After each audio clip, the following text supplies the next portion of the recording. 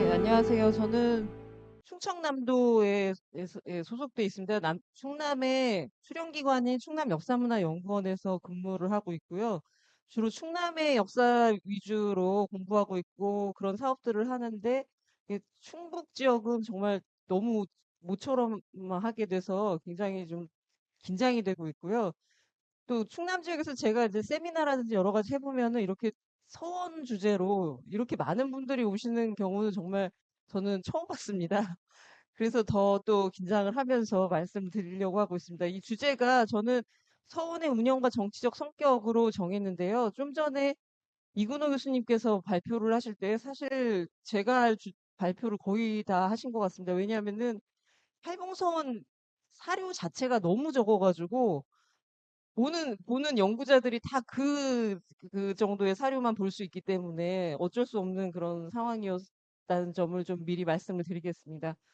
그러면 이 자료를 보면서 말씀드리겠습니다. 제가 이 순서는 서원의 역사적인 의미, 그리고 충주 사족의 형성과 위상, 거만서원의 창건, 전란 이후의 서원 중건, 그리고 사회과 회철 이 순으로 말씀드리겠습니다. 먼저 머릿말 성격인데요. 팔봉서원의 역사적 의미로 주요 연역을 간단히 말씀드리면 1582년 선조 때에 처음 창건이 됐고 그로부터 한 90년이 지난 1672년에 사액이 됩니다. 그리고 1871년에 서원해철령으로 해철이 되고 그리고 1998년에 복원이 된 상태입니다. 초기 명칭은 처음엔 개탄서원이라 불리우다가 임진왜란 이후에는 검암서원으로 되었던 것으로 보이고요. 그리고 어, 사익을 팔봉이란 이름으로 사익을 받으면서 팔봉서원이란 이름으로 이름을 불리게 됩니다. 역사적으로는 충청도에서는 다섯 번째로 세워진 서원이고 충주에서는 최초의 서원입니다. 또 충주사족 활동의 중심지 역할을 하였던 공간이었습니다.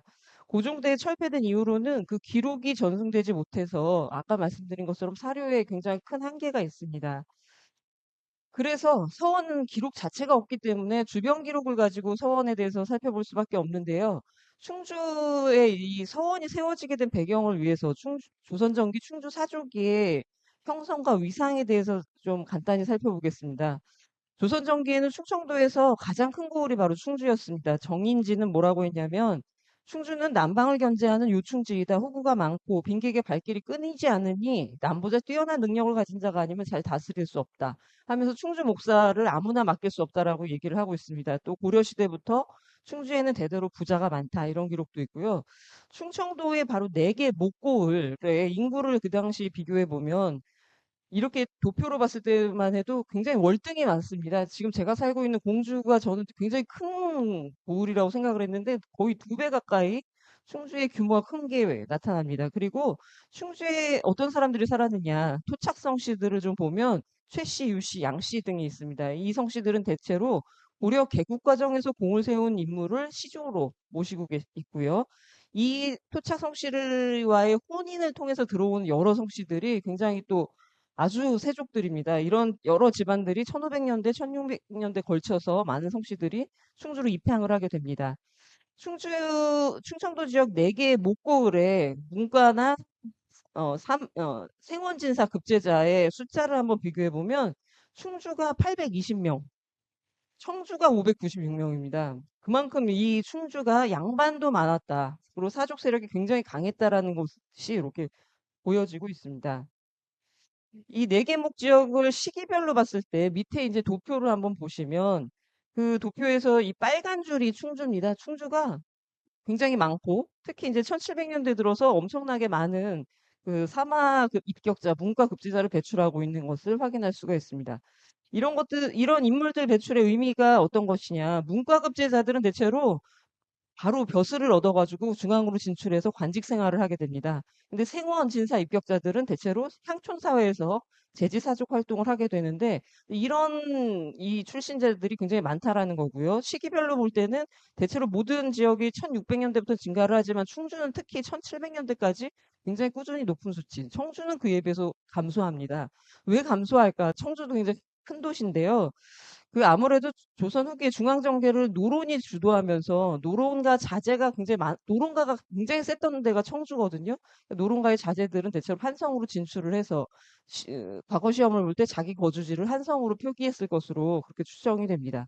급제자를 배출한 집안들을 살펴보면 2인 이상 배출한 집안이 전부 바로 토착 성씨들입니다. 그리고 이들 집안과의 혼인 관계로 얽혀져 있는 여러 성씨들이 마찬가지로 등장을 하고 있는데 어쨌든 총 40, 그러니까 1600년대까지 시행된 과거에 급제한 인물이 총 43개 성관. 다른 지역에서 이렇게 많이 나오지 않습니다. 다른 데는 많아야 뭐 10개 성관인데 43개의 성관이 이렇게 등장하고 있고요. 그리고 보통 토성들이 고려시대 호족이었지만 조선시대에 들어와서 향리가 되는 경우가 많은데 충주는 대체로 전부 사족으로 변모한 것을 확인할 수가 있습니다. 특히 광주이 씨 이극감의 사례를 보면 1300년대 충주 최씨와 혼인하면서 입향을 했고 증손자인 이연경이 충주에서 활동을 합니다. 또 이자의 아들은 광주이 씨와 혼인을 하고 노수신이 이연경의 사위가 되는 등 이런 혼맥으로 이렇게 얽혀져 있었다라는 걸 확인할 수가 있고요. 이런 충주 사림의 형성의 배경은 바로 충주의 토착 성씨에 있었다라는 것들이 이렇게 확인이 됩니다. 이후에는 충주 사족의 주류는 주로 남인과 서인이었고 서인이 노소 분열한 후에는 노론이 대세가 된 것으로 보이면서 이렇게 충주에는 4개의 서원이 창건되게 됩니다. 가까운 청주는 17개의 서원이 생겼습니다. 그래서 청주는 좀 당쟁이 좀 활발했던 곳이고 충주는 그렇지 않은 그런 경향을 보이고 있습니다. 그럼 이제 서원의 창건 시기부터 한번 살펴보면 1582년에 충주에서 최초로 이제 서원이 세워지게 됩니다. 팔부상자락 바위절벽인 이 검암 바위가 전망되는 여울가에 서원이 창건이 되면서 이와 관련된 기록은 바로 1586년에 노수신이 지은 개탄 서원기가 한 편 전해집니다. 그러니까 창건이 된 이후에 4년이 지나서 쓰여진 기록이 하나 있습니다. 이 기록을 쓴 노수신은 어떤 사람이냐면 경상도 상주 출신이고 충주에 우거했던 이연경의 사위이자 문인으로 충주와 인연을 맺은 인물입니다.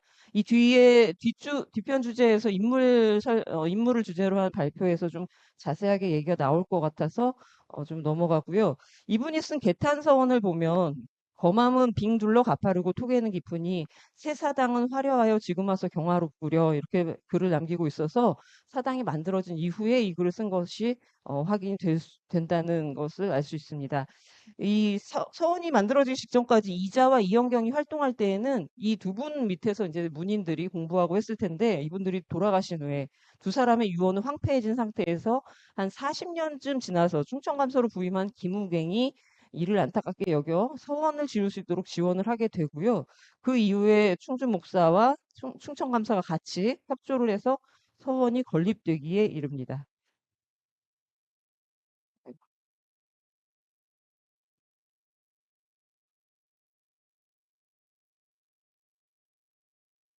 예, 개탄 서원기에면 기에 보면은 서원의 건물 구조를 간단하게 설명을 하고 있습니다. 사후와 강당 그리고 동서재가 만들어졌다 하고 있는데요. 사후는 숭덕사라고 이름 짓고 강당은 호의당, 동재는 명성재, 서재는 경의재 이렇게 편판을 달았다 하고 있습니다. 이 모습은 일반적인 그 서원의 건축 구조인데 사실 강당이 또 앞에 있는 경우도 있습니다. 그런데 충주에 있는 서원들은 대체로 이런 구조를 갖고 있어서 아마 검안소원도 이런 구조였을 것으로 보입니다. 또 노수신이 어떤 당부를 남기냐면 이 서원에서 공부하는 사람들은 나아가 묘를 우러러보아 존숭하는 의리를 다하고 물러나 강당에 모여 강구하는 실상을 다하며 제사에 앉아 있을 때는 시동처럼 하고 문 밖을 나가 사람을 댈 때는 큰 손님을 대하듯이 해라. 이렇게 써 있어서 우리가 이제 팔봉서원과 관련 다른 기록이 없기 때문에 아마 이걸 보면은 이 내용이 개탄서원의 규약이었을 것이다. 이렇게 생각이 됩니다. 초대 원장이었던 강복성이라는 인물은 바로 노수신의 처조카이자 제자인 인물입니다. 그러다 보니까 이 강복성이 그 기문을 청해가지고 노수신이 바로 이 창건 기문을 짓게 됐던 거고요.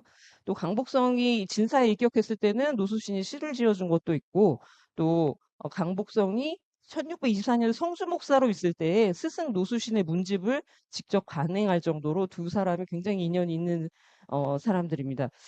1590년에 쓰여진 학봉 김성일의 시에 보면 거맘을 바라보며 지은 글이 있는데 흰 구름 낀 언덕 위에 명연을 모신 사당이란 구절이 있어서 여기를 지나는 사람들이 이 거맘서원을 유심히 봤을 것이다라고 생각이 됩니다.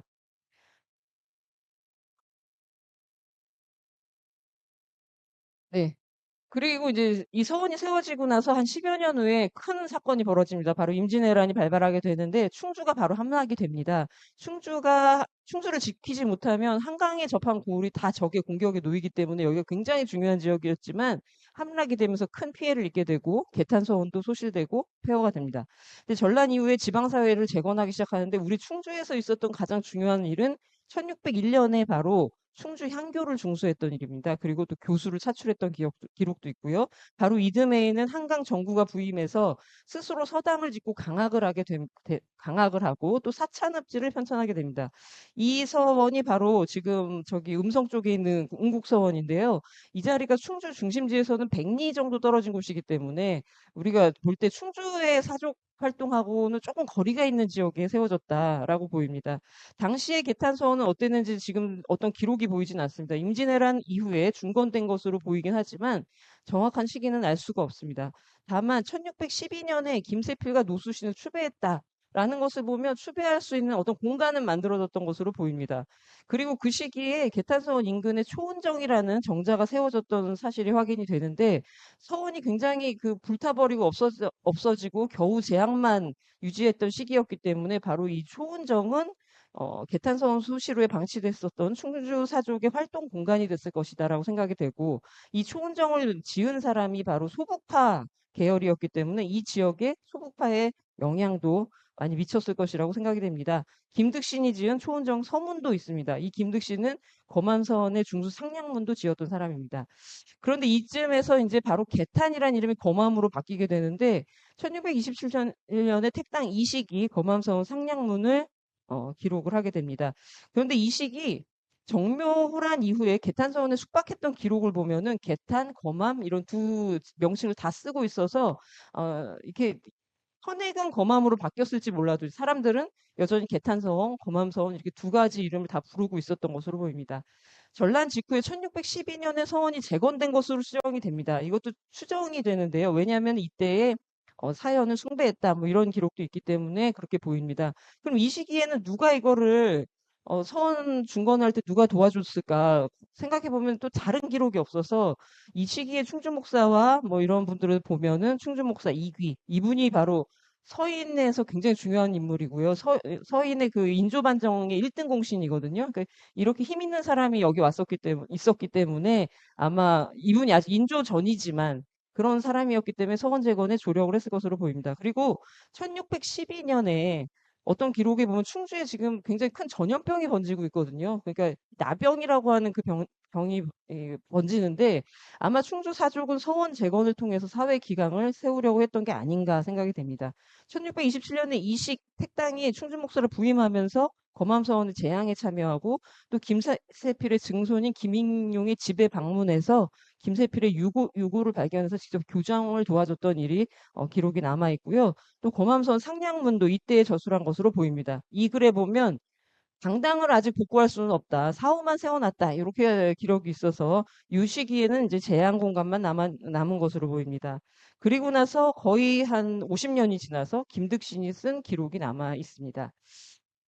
그리고 나서 이제 팔봉이라는 사액과 관련해서 한번 뭐 살펴볼 일이 있는데요.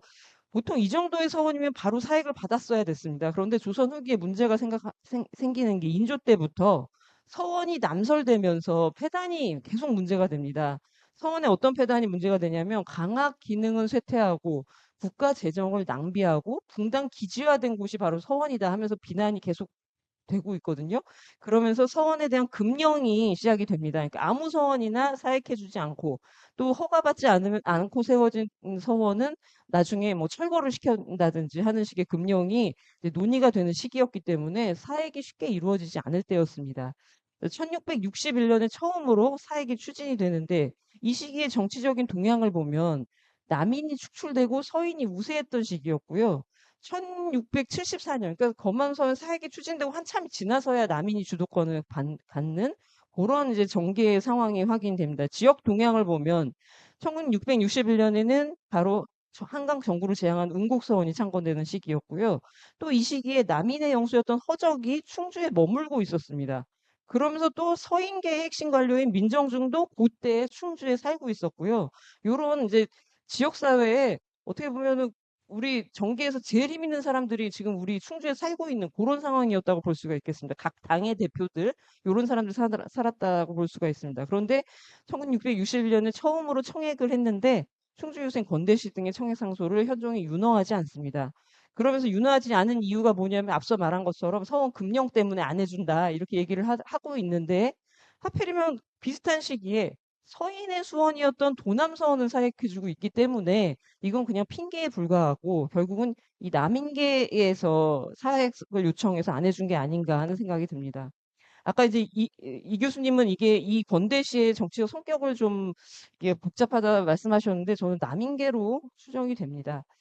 그리고 나서 또 시간이 지나서 다시 사액이 재추진이 되는데 1672년에 사후를 크게 중수하고 충주 유생이었던 한치상 등이 청액 상소를 올립니다. 한치상은 바로 곡산한 씨였고요. 이 집안이 이 한치상의 아들이 보면 나중에 굉장히 소론을 논척했던 대표적인 노론의 문인이었습니다. 그런 걸 보면은 곡산한 씨 집안이 서인 노론계였고 이 집안이 사액을 주도하면서 사액을 이제 허락받게 되는 그 과정이 확인이 됩니다. 그러니까 이 팔봉서원의 사에게는 정치적인 성격이 굉장히 중요하게 그 정치적 입김이 작용했다고 보이고요. 그걸 보여주는 게 바로 실록에 나타난 기록의 차이입니다. 현종실록에는 팔봉서원은 60년이 지났으니 사익을 내리는 게 좋다라고 간단하게 되어 있는데 현종이 이제 나중에 노론이 현종 개수실록을 다시 만들거든요. 거기에다 보면은 굉장히 비아냥거리고 빈정거리는 내용이 있습니다. 뭐 김세필은 소신을 못 지켰고 노수씨는 시세에 영합했다 막 하면서 그를 따르는 자들이 억지로 추양했다라고 하고 부정적인 평가를 하고 다만 영의정이 허적이라서 사액이 이루어진 것이다. 이렇게 비난을 하고 있습니다. 그렇게 보면은 이 서원의 색깔이 정말 좀 애매해지는데요.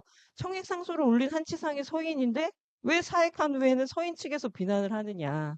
이런 문제들이 좀 의문이 되고 있습니다. 그게 왜 그럴까 제가 생각을 해볼 때는 사액이 됐었던 현종 말기와 실록이 쓰여졌던 숙종 초기의 정치적 상황이 좀 달랐고 또 이 향촌의 제지사족과 그다음에 이 중앙 정계에는 그렇게 당쟁의 색깔이 또 성격이 좀 다르다고 볼 수가 있습니다. 그러니까 중앙 정치권처럼 민감한 갈등 관계가 아니었습니다. 왜냐하면은 우리 이제 팔봉선거 관련된 사람들의 그 혼인 관계로 다 연결이 돼 있었거든요.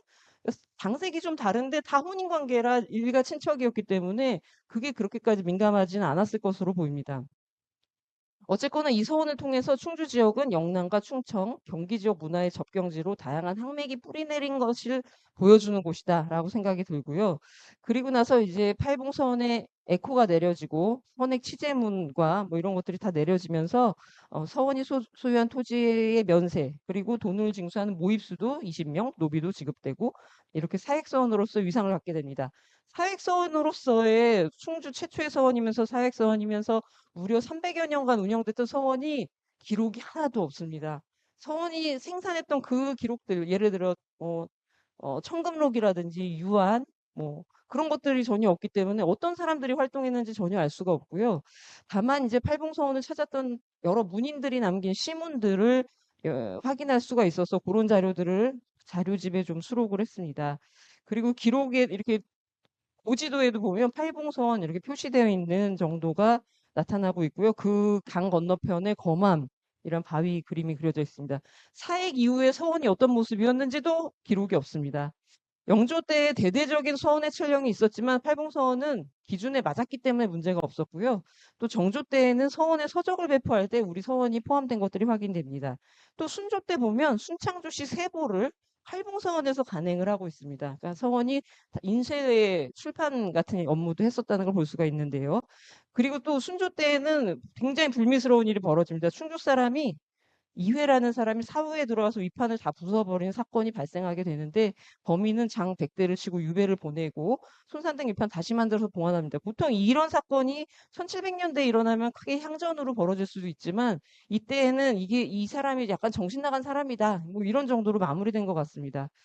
그리고 고종 때 서원의 철령에서 1868년에는 사액이 안 된 서원부터 철폐를 하고 1872년에는 사액 서원들을 철폐하면서 결국 우리 팔봉 서원도 이때 사액 사원으로서 철폐를 하게 됩니다. 보통 철폐되면은 우리가 그냥 현판만 내린다고 생각하시지만 그 정도가 아니라 정말 건물을 다 없애버리는데요.